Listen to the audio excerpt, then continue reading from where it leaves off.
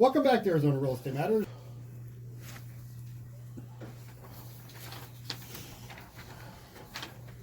Good afternoon and welcome to Arizona Real Estate Matters, brought to you by... Welcome back to Arizona Real Estate Matters, brought to you by Empire West Title. Our next guest is Shawn Camacho. He is a realtor with United Brokers Group. Shawn, welcome to the show. Thank you, gentlemen. What a blast so far. Great session. And tell us a little bit about yourself. Yeah, born and raised in Chandler, Arizona, / Gilbert, Arizona.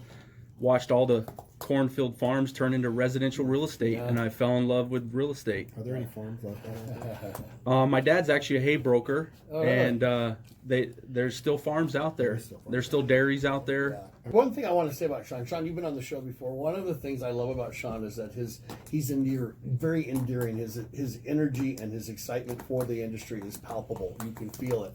And I always think that the one thing you really only have 100% control over in your life is your attitude, and you've got that nailed. Josh, thank you, man. Yes. My little tagline is "Passion always wins." Yep. Yeah.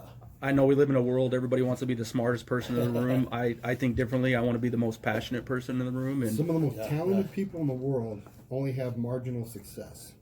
But some of the people that have some talent but a lot of heart can go much further. Sure. Yeah. I've seen that happen time and time again. Look at so you're saying he doesn't have much talent? No. He's short on talent, but Yeah. he's got a lot of enthusiasm. No, he's got talent on top of it. But that's the thing, is you can be talented, but you got that heart. Yes. You got that drive. Yeah. And one of the things, that heart and that drive, 4 years ago you were on the show. And you were just starting the Save Your Equity. Save Your Equity at that time. So in those 4 years, tell us, one, what is Save Your Equity and how successful have you been? Yeah, so 2016, I really took a leap of faith. I saw the industry kind of changing from a consumer standpoint, with all the different iBuyers and the Zillows and all those companies. I saw the trend coming that consumers are more educated, and I also am a big believer that somebody's home is their biggest investment. I've studied, and real estate helps people build wealth. It helps them retire. It helps them create businesses. And so I took a leap of faith and I said, I want to come up with a concept where a homeowner can still get full service, get exceptional marketing, exceptional savings, still have that human interaction, because that's where I think these buyers, institutions, they're missing the curve, or they're missing the ball, is that human element. People go to a realtor or a lender or a professional because that person knows how to win. Educated agent who can represent a seller properly. And the buyers that are out there that are looking on all these, I want that home right there, when they realize they can't afford that home. Correct. And sometimes people need to have that person in the corner to give them that advice on what's realistic and what's not realistic. And I'm able to save people time. I'm able to get them from point A to point Z in a shorter amount of time. I hear these stories, like I meet people and they're like, we've been looking at homes for a year.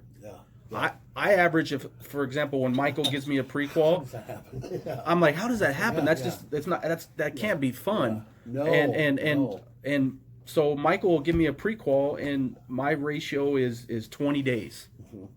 So you do the whole house hunter thing. You only show them 3 houses, and they have to buy one of those. Yeah. No, but I'm a good listener. Yes. And instead of showing them, the 50 homes that need $100,000, which most buyers don't have that money to give it a facelift, I'm going to maximize our time. Even with the limited inventory that we have in the market, you should not be looking for a home for a year. You shouldn't even be looking for a home for maybe even a couple of months. Your real estate agent's not a good listener if you're taking that long. And Shawn, one thing I think, like I said earlier, your attitude, you're endearing, and people gravitate towards that, and people remember you. So I think that this snowball is going to just keep going, rolling, because you attract more people, and obviously you do a good job for someone. A lot of people don't remember who their real estate agent was 3 or 4 years after the transaction, and I don't think that happens with you. 100%. And I'm sure we all have the mechanic that we use, and because they're honest with us, they're direct with us. Hey, and that's how I run my team, the Save Your Equity team. And back to the growth we've had, we've saved families millions of dollars, and I'm proud of that. At the end of the Another one, if you want an agent who listens and cares. This was not about being the best salesman in the world. This was about you taking your client's interest at heart and making sure that when it was all said and done, you were doing what was the best for them. That's what this tells me. All day long, you know, the real estate profession sometimes gets a bad stereotype, and sometimes rightfully so. Yeah. But yes, it's like any industry, you know. You could have a bad plumber, good plumber, good electrician, bad electrician.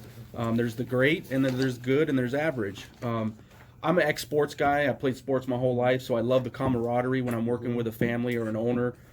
Being a football guy, you know, I learned how to game plan and how to visualize. So when I hear somebody's wish of selling that 1,800 square foot home like Josh talked about, and they need that home office, I love hearing that plan, and then the challenge of crossing the bridge, taking that owner and crossing the bridge with them. And because some people are highly educated, but they need a consultant in their corner. Well, because some people get in their own way. Could we agree? Yeah, 99% of people who are buying and selling a home get in their own way if they try to do it themselves. Exactly. There might be that 1% that might not get in their own way, but you know, okay, so you have buyers now that have more access to listings themselves, right, through all these different apps and websites, and then you have these sellers that think, well, I'm going to save, you know, tons of money if I try to sell my home on their own. Yeah, and then they get that first phone call, and it's like they're irritated, they're stressed out,